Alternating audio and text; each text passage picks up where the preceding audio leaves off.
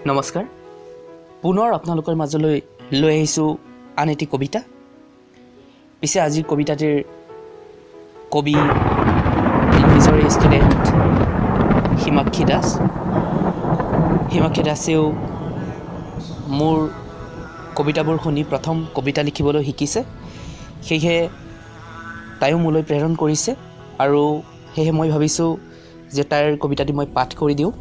যে কেনেকুৱা হৈছে আপোনালোকে কমেণ্ট কৰি জনাব কবিতাটিৰ শিৰোনাম বৰষুণ এক মিঠা অনুভৱ বাৰিষাৰ বতৰত এইদৰে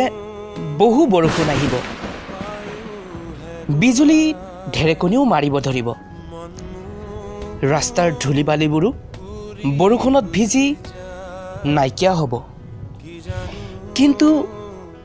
মানুহৰ মনৰ ভিতৰত থকা ধূলি বালিবোৰ কেতিয়া নাইকিয়া হ'ব বৰষুণ পৰাত প্ৰকৃতিয়ে এটা নতুন ৰূপ পাব কিন্তু মোৰ মনৰ ভিতৰত থকা ভ্ৰান্ত চিন্তাবোৰে কেতিয়া এক পৰিপক্ক ৰূপ পাব সময়ৰ কাঁটাডালে টিক টিক শব্দ কৰি যিদৰে নিজৰ স্থিতি সোঁৱৰাই ঠিক তেনেকৈ বৰষুণ জাকেও বৰ্ষা ঋতুৰ জটিল ক্লান্তিবোৰ আঁতৰাই পেলায় নিৰ্জু বতাহজাকে নদন বদন প্ৰকৃতিক যিদৰে নিতৌ চহকী কৰি তোলে জ্যেষ্ঠৰ আত্মকথায়ো নিশ্চয় কনিষ্ঠৰ জিজ্ঞাসু মনৰ আশা পৰিপূৰ্ণ কৰি তোলে সেয়েহে বৰষুণ